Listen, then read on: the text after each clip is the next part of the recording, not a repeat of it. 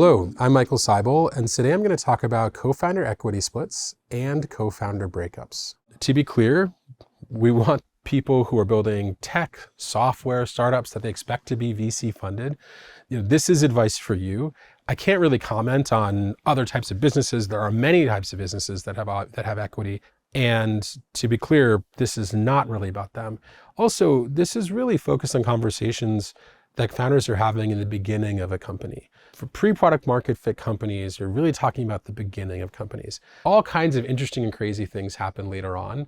And it would be a misuse of this video and this advice to apply to companies that are later on or to apply to companies that are not tech companies. So here's the TLDR. The core advice we want to give is be generous with co-founder equity. What you're trying to do is motivate your founding team to work extremely hard when it looks, for many of the first couple years, like things are not working.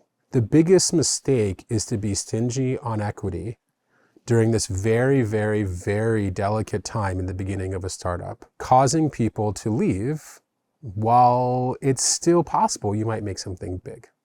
So the Jedi founder and the dumb founder, they're both generous with co-founder equity. The midwit, they're thinking about skill sets and contributions and time commitments and the network and future roles and thinking about all of these things and trying to do a really complicated calculation. I'm going to argue today that's not required. Let's go over what we're talking about. First, co-founder equity splits, then co-founder breakups, bad reasons for very unequal equity splits, common bad advice, and then some final thoughts. All right, co-founder equity.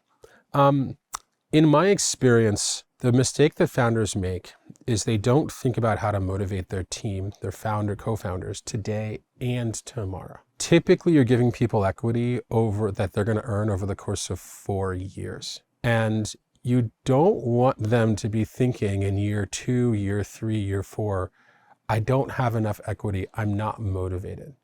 Or I have this amount of equity and the CEO is 4 times more, but I'm grinding every day and I've been here since the beginning, which would create resentment. So the job of a CEO when distributing co-founder equity is to not just think about what's going to convince your co-founder to work on your company today. It's to think about what's going to keep them motivated over the course of all 4 years and hopefully much longer. In that situation, our typical advice is to go for close to equal equity splits. Don't have to be exactly equal, but the more generous you are, the more you can expect a strong founder to stay motivated. Next, vesting and cliffs. Most often when you're giving founders equity, that equity vests over a period of time, which means it's earned over a period of time. And if you leave during that period of time, you don't get all of the equity. In addition, a cliff is essentially designed to say, if you don't make it to this moment in the company's history, if you don't make it through year 1, you don't get any of your equity grant. Both of those tools are extremely valuable, and they should apply to all founders. I have to be honest. Sometimes founders ask me, why are we doing this? Like, we all like each other. We're not going to break up. Nothing's going to go wrong. I would just say this, giving away founder equity is not something that you should be innovating on. And the best practice is that all of equity comes with vesting and cliffs when it's given to founders. Life happens, crazy shit happens. Sometimes people have to leave and they don't even want to leave. Sometimes family circumstances change. Sometimes people get sick. Sometimes people don't perform. So by having vesting and having a cliff, that gives founders the ability to let other founders go or for those founders to leave without destroying the cap table. So you should be using vesting and cliffs. What's extremely typical is 4-year vesting. You earn your stock over 4 years, and a 1-year cliff. You don't earn any stock until you've hit 1 year of working at the company. Next, your co-founders must be essential to your founding team. One of the things I think about with a founding team is like, it's the smallest number of people who can get an MVP built, get it in the hands of customers and start learning. One of the other reasons why we tell people to be generous with their equity is it helps them remove quote unquote co-founders who are not essential, who really shouldn't be on the team or perhaps should be employees instead of founders. You should understand that like the co-founder title is not something that should just be given out willy-nilly. Teams that come into YC with, 5, 6, 7 co-founders, clearly there's something weird, some conversation hasn't happened. It's almost always the case that 7 people are not essential to getting a product up and out and in the hands of customers. Next, always remember that, once again, in almost every case, when you're giving out co-founder equity, most of the work in your company hasn't been completed. So this kind of comes back to the first point. Equity is about motivating people for work they have not yet done, as opposed to rewarding people for work they have done. Last things, which are kind of negative. 1, the CEO should have the ability to fire founders who are not performing. And so however you set up the equity split, the CEO should reserve this right. And honestly, there has to be a captain of the ship. There has to be someone who's ultimately held accountable, and they need to be given the responsibility to let people go who aren't performing. If you're not willing to join a team under these circumstances, that's tricky. I would say that you're not understanding the seriousness of a company, or maybe you should go start a company and be the CEO. But the CEO should have this responsibility. They should, regardless of the equity split. And then finally, what's most responsible is if co-founders have a conversation about what will happen if things don't work out. Now, let me give you some guidelines, at least YC's thoughts on how that should go. If you have a co-founder breakup and you are pre-product market fit, here's some guidelines that YC has seen work over the years. And these are things that perhaps you should consider talking amongst the co-founders. So first, if a co-founder leaves or is fired before their 1-year cliff, it's extremely typical for them to get just a token amount of equity, 0.5% to 2%. Remember, this is pre-product market fit, so there's no evidence that the company is going to work, and the vast majority of work still has to be done. After the 1-year cliff, but pre-product market fit, we recommend that if a founder leaves or is fired, they leave with no more than 5% of the company, which often means they have to give back some equity. Now, this can be a tricky conversation, but when a company is pre-product market fit, once again, so much work is left to be done, and you want to motivate the people who are remaining at the company to distribute that equity to people who can actually help continue to increase the value of the company, employees and founders. The founder who's leaving can't help increase the value of the company anymore. So if they're holding a whole bunch of equity, they're basically reducing the chances of the company being successful and therefore reducing the value of their equity. So that's what I recommend. If a founder is leaving or is fired after their 1-year cliff, they should retain no more than 5% of the company. Next, if a founder is fired, it's extremely reasonable for them to give in a small severance, 1 to 3 months. But if a founder leaves, that's not typical. You can do it, but it's not typical. And finally, every founder, regardless of whether they leave or they're fired, should be expected to resign from the board, sign a release, and often give proxy voting rights to the founders that are remaining, basically allowing the founders that are remaining to vote their shares. More often than not, it is a founder that's not the CEO who is going to either leave or be fired. But I will say this, sometimes it's the CEO, right? Life happens. And so if that's the case, whoever the new CEO is has to kind of arrange this breakup accordingly. And even the CEO, the previous CEO, should understand these expectations because, like I said, sometimes CEOs screw up or sometimes CEOs choose to leave. So with the expectations on how equity should be distributed and what happens with the breakup, let's talk about some cases where we see unequal equity splits that, let's just say, don't make any sense. The first and most common bad reason for a massively unequal equity split is, well, my co-founder agreed. I own 90% of the company. I asked my co-founder if they're willing to own 10. They said yes, so everything's good, right? I would say as a CEO, this is a perfect example of optimizing for today and not optimizing for tomorrow. You should be thinking not what is your co-founder going to be happy with today. You should be thinking about what's your co-founder going to be excited with when it's year 3 of the company and everything sucks. What's going to keep them motivated to stay and work extremely hard then? And as CEO, you always have to be thinking about tomorrow, regardless of whether your co-founder does. And you probably should be more generous with your equity to compensate for when those bad times are happening. How do you keep that co-founder motivated?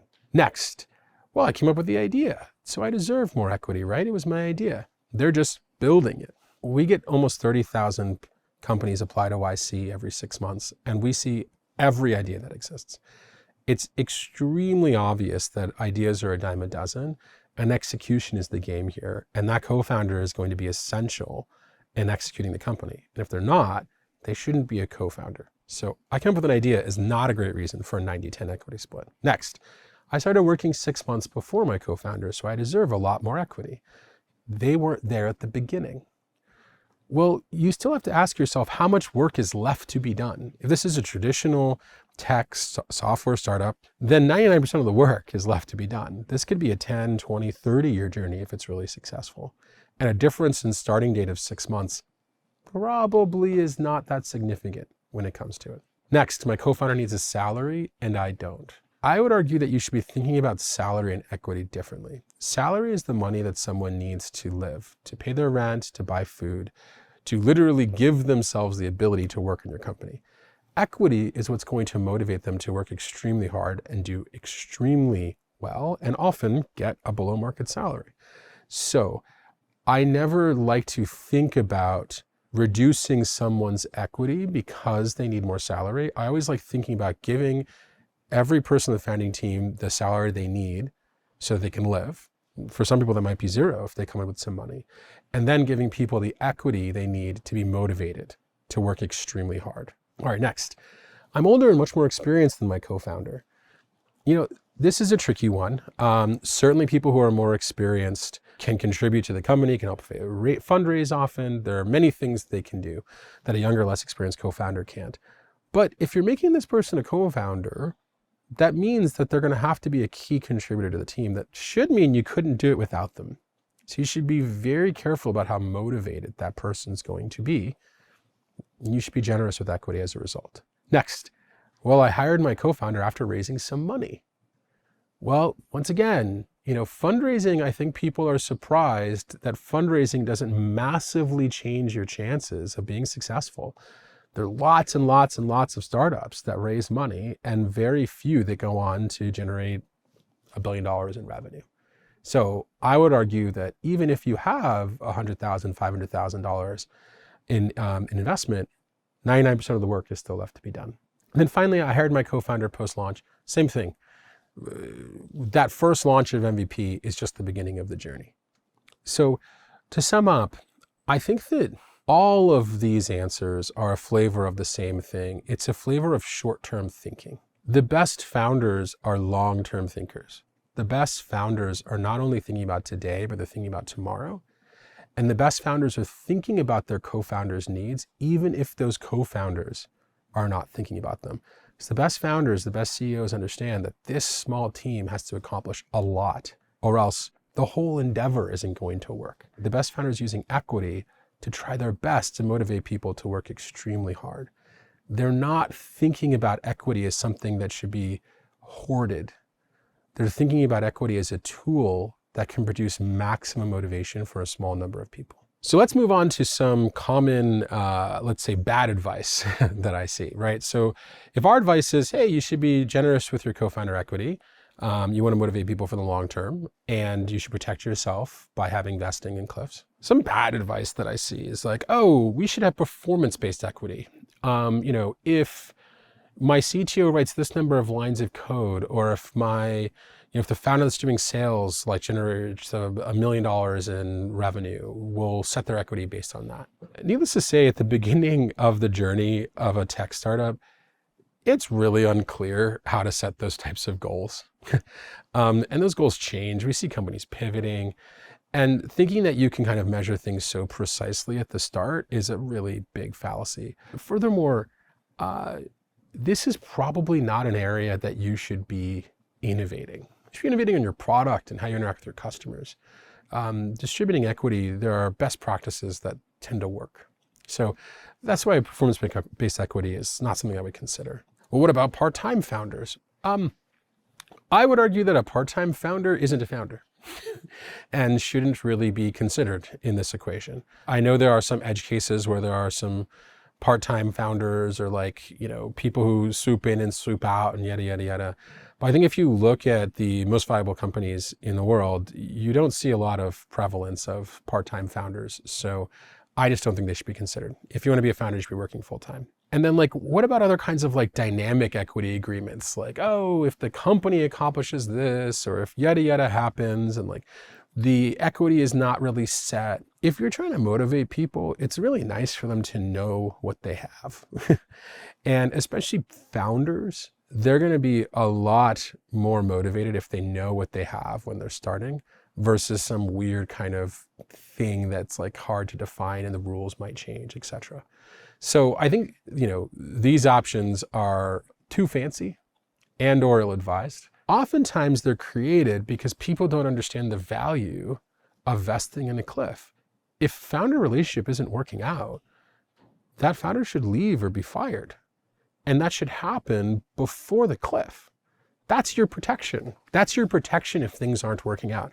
Not fancy formulas and weird kind of made up stuff. And to be honest, if you don't have the wherewithal to ask a co-founder to leave if they're not performing, or as a co-founder, if you realize that you're not able to perform, if you don't have the wherewithal to leave on your own accord, you shouldn't be doing this. You're not respecting how hard this is and how much work your co-founders are putting into it. That's why vesting in cliffs work.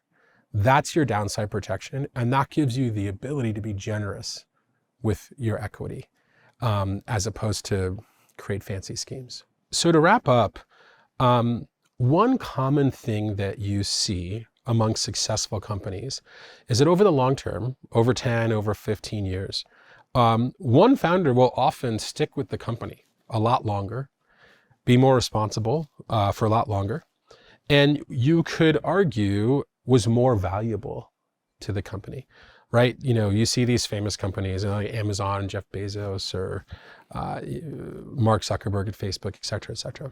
That's true. And you would think that that means that those people should deserve vastly more equity than their co-founders who might not have stuck around for, a decade, et cetera. Here's the tricky bit about that. It turns out with tech startups, the beginning is extremely important. Those first 4 to 6 years is where a lot of value is being created. And those first 4 to 6 years is when most companies die. So I would argue that even if you're in this lucky situation of your company being massively successful and you being the one who stays around the longest, you still want to be extremely generous with co-founder equity, because those co-founders actually got you the energy of activation your company needed to even be in the game. And without them, maybe you're not in the game at all, and you don't get to see this company scale to something great. You should really understand how important the early years are and the co-founders are, and co-founder motivation is to making successful products happen. And you should use your co-founder equity to give yourself the best chance of building something that people want. After that, hey man, you're off to the races. You're doing better than 99% of other startups. And of course, the rules change.